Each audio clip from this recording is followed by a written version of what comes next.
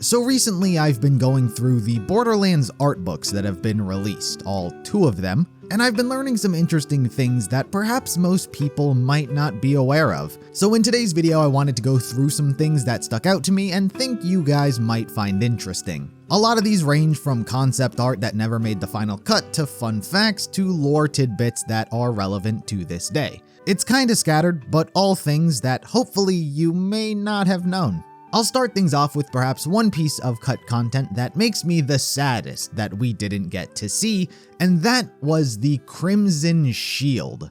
These characters were supposed to be an elite Atlas group who worked directly under Reese. Instead of being only 0, there were 5 or 6 of them depending on the artwork. And they did have their own fair share of unique designs. One of them was actually very similar to Zero in design. The helmet holds a very similar shape, it's sleek just like his, but he wields 2 katana-like blades. At first I thought that this might have been Zero, but then I saw the artwork on the top and figured Reese took inspiration and made his own suits. It would have made sense to me that this is how Katagawa was supposed to initially trick Reese and get his own Zero suit. In the game, he kinda just commissions one and makes it himself with no prior knowledge or access to anything about how Zero's tech works. But if he were to have killed this guy and tricked the rest of the Crimson Shield, it would have painted Katagawa as a more competent villain. But what I would say most people would probably be the saddest about not getting is the giant robot dog. And when I say giant, I mean giant. The female character's companion is this dog that is also a canon. I'm shocked this concept never made it through, as it seems like it's easy to assume people would have loved this. Perhaps this is where the Nullhound came from, but a giant friendly dog that is on our side is a bit different. I think the Crimson Shield could have been an interesting group of characters. It's perhaps because they could have been too prominent that they might have been considered distracting and ultimately cut. In the storyline that we got, it's hard to see this group fitting in without dragging too much screen time away, but then again, I think it was possible and might have even made the story better.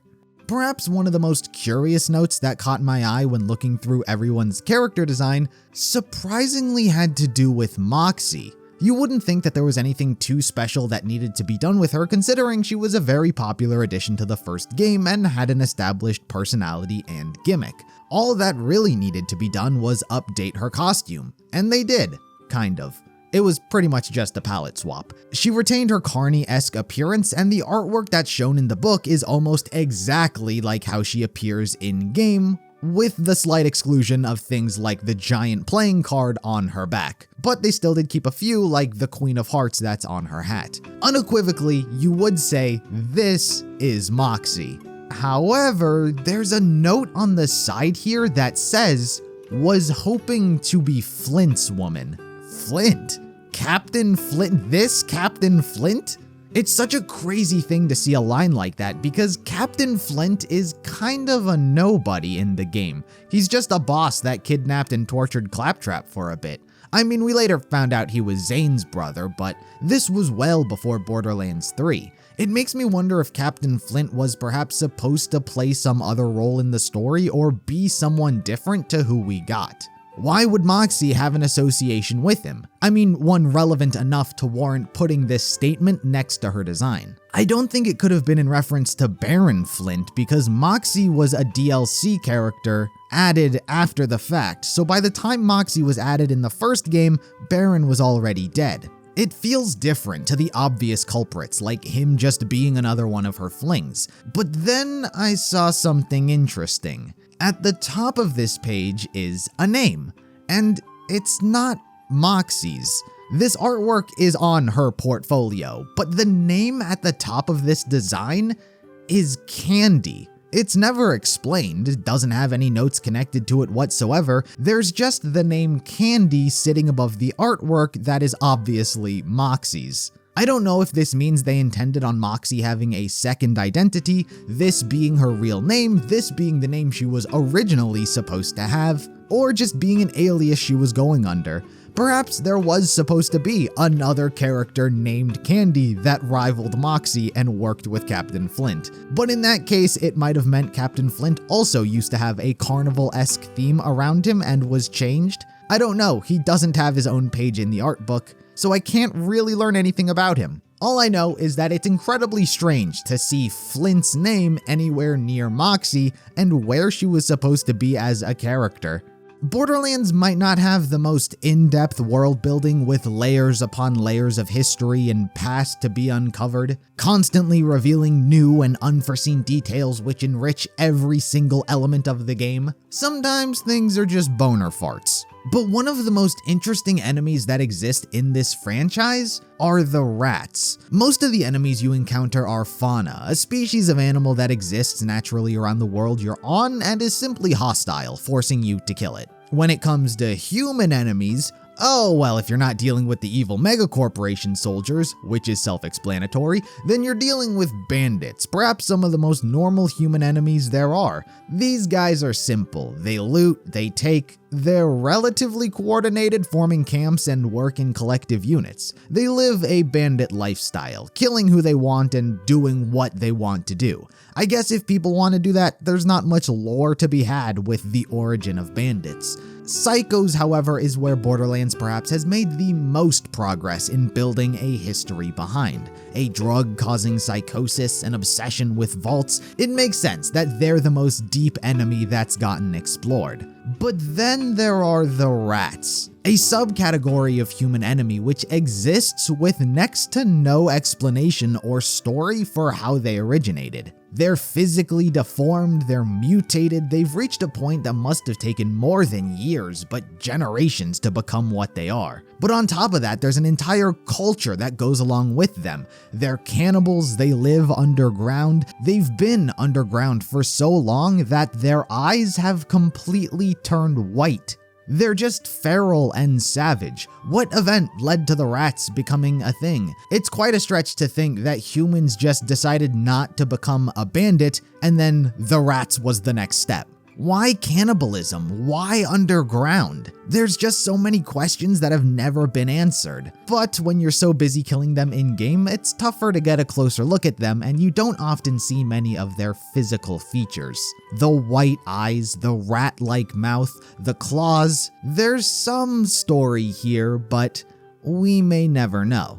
Fl4k has easily become one of people's fan-favorite murderous robots. There's a lot of them, and most of the time fans tend to love them. But there's no doubt that robots are a very fitting thing for Borderlands, which makes what Fl4k almost was kinda shocking. Fl4k went through almost every iteration imaginable before being settled on his final design. He was a human, he was tall, short, but most interestingly of all, he was an orc?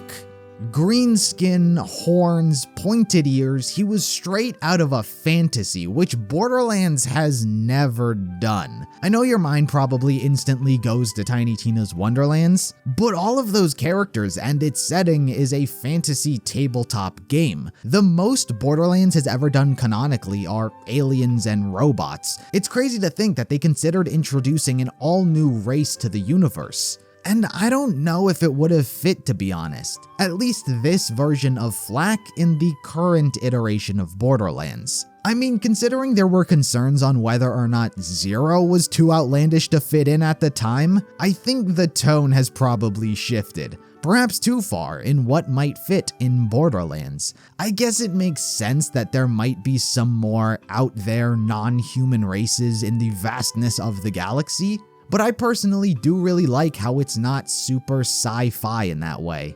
I'd say animals get a bit more leeway. The one he's carrying actually looks eerily similar to Ava's pet Hermes. But while an interesting design to look at, I'm happy we got the iteration we did. But I don't know, maybe you guys think Fl4k's orcish design is fitting for the actual Borderlands universe. There's not much to say with this next one, but I thought it was interesting nonetheless. Early designs for Marcus in Borderlands 3 had him wearing an eye patch because they wanted to indicate that some event caused him to lose an eye. There's not much to it, but considering he is who he is and the people he has connections to, as well as how respected he tends to be from people, good or bad, it would have had to be one interesting story for how it happened. But obviously it didn't. And it would have happened in between games anyway, so it's not like we would have seen it. But on another interesting note, the text on the side of the page which tells us this says that something happened in between Tales from the Borderlands and Borderlands 3. But Marcus wasn't in Tales from the Borderlands? Okay, he narrates it, but I don't know why that's the marker that was being used. But it doesn't matter, because he's fine.